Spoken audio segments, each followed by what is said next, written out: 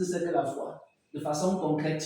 Lorsque nous sommes en train de prier, et pendant qu'on prie, tu ressens quelque chose dans ton cœur, un dépôt en toi. Et tu ressens ce dépôt-là, et tu commences à proclamer ce que tu as reçu dans ton cœur. Amen. Ouais, c'est ce qu'on appelle ici quoi? La parole de connaissance. C'est-à-dire, pendant que nous sommes en train de prier, pendant que nous sommes en train de chanter, pendant que nous sommes en train d'adorer, alors je reçois une parole dans mon cœur. Et je crois que cette parole vient de Dieu, parce que c'est un dépôt qui ne vient pas de moi. Amen. Et je commence à dire, Dieu m'a dit telle ou telle chose pendant qu'on priait, ou alors pendant qu'on chantait. Le manque de foi, c'est quoi? Le manque de foi, c'est que pendant qu'on chante, pendant qu'on adore, Dieu dépose la parole dans ton cœur. Tu commences à serrer la bouche, que non, non, non, non, ça ne va pas sortir, tu combats.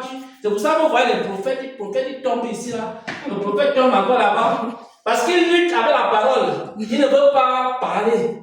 Et quand Dieu veut ouvrir ta bouche comme ça, tu commences à dire non, non, tu refermes la bouche, tu mets le cadenas sur la bouche. Et ça, ce n'est plus la foi. Et tu vas voir maintenant, certains prophètes sont renversés, commencent à tomber, commencent à faire certaines choses. On croit même qu'ils sont possédés. Alors que ce sont des vrais prophètes qui ont reçu quelque chose. Vous savez, quand lorsque Jérémie a reçu la parole, il ne voulait pas parler. La parole a commencé à consommer ses os. Ouais, quand vous recevez la parole et que vous ne voulez pas parler, la parole commence à vous consumer à un moment donné. Donc, il faut que nous marchions avec le Seigneur par la foi. Amen. Parce que la parole que je partage là maintenant, je l'ai reçue tout à l'heure pendant qu'on était en train de chanter et je recevais. Quand j'étais à genoux ici, je recevais cette parole. Amen. Et je vous communique cette parole-là. Et la parole que je vous communique, c'est une parole de foi. C'est-à-dire une parole qui a été déposée dans mon cœur à l'instant où nous étions en train de chanter. Donc c'est ça la foi. Il faut donc savoir que tous ces hommes qui ont marché avec Dieu, ils ont marché avec Dieu par la foi. C'est-à-dire, c'était des personnes qui étaient là. Pendant qu'il est là, il marche, et puis il entend une voix qui lui parle. Et le Seigneur lui dit, il faut aller voir Pharaon. Et je suis sûr qu'il y a beaucoup ici, peut-être, on lui a dit, allez voir un Pharaon. Il a commencé à se gratter la tête, à dire que vraiment, Seigneur, tu exagères. Je ne peux pas aller voir telle personne pour lui dire telle chose. Parce que Pharaon, avec toute son armée, avec toute sa garde, comment je peux entrer dans le palais de Pharaon? Pour entrer dans le palais de Pharaon, il faut avoir quoi? Il faut avoir la foi. Amen. Amen. Il y a des choses, on ne peut rien faire. Je vous dis la vérité. Dieu ne va jamais vous demander de faire des choses qui sont à votre niveau. Dans la foi, on ne te demande pas de faire ce qui est à ton niveau. Si on te demande de faire ce qui est à ton niveau, si vous avez un Dieu, et votre Dieu là vous demande seulement de faire ce que vous pouvez faire, ce n'est pas Dieu qui arrive.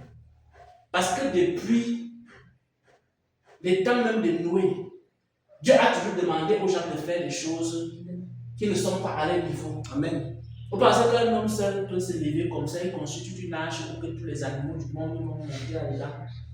Pensez que c'est possible, c'est faisable. Qui lui donne d'abord la sagesse, l'intelligence pour faire ça et la force? Donc même ce qu'on avait demandé à Noé là, ce n'était pas à son niveau. Même Abraham, ce qu'Abraham devait faire, ce n'était pas à son niveau. Est-ce que vous savez qu'Abraham qui quitte la maison de son père avec quelques personnes, celui qui est devenu celui qui devait combattre maintenant les rois jusqu'à remporter la victoire. Nous savons qu'il a remporté la victoire contre le roi de Sodome et contre d'autres rois qui avaient déclenché la guerre contre lui. Mais il a fallu qu'il marche par quoi? Par la foi. L'autre a marché par quoi? Par la vue. L'autre a marché par la vue. Et on a vu ce qui est arrivé à l'autre.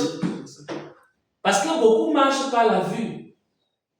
Bon, je vois l'église ici, c'est là-bas que je vais partir. Parce que là-bas, il y a les camps géants.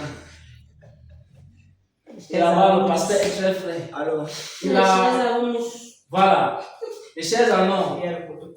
Et il y a tout ça, toute cette gloire-là. Et on dit que c'est là-bas que moi je vais partir. C'est ce qu'on appelle marcher par quoi? Marcher par la vue. Amen. Amen. Parce que quand tu vas arriver là-bas, tu vas entendre maintenant une voix qui va te dire que non, je ne suis pas ici dans l'église ici. Tu vas dire que non, la voix ici, tu ne peux pas ne pas être ici. avec tout ce. C'est pour ça que les gens restent même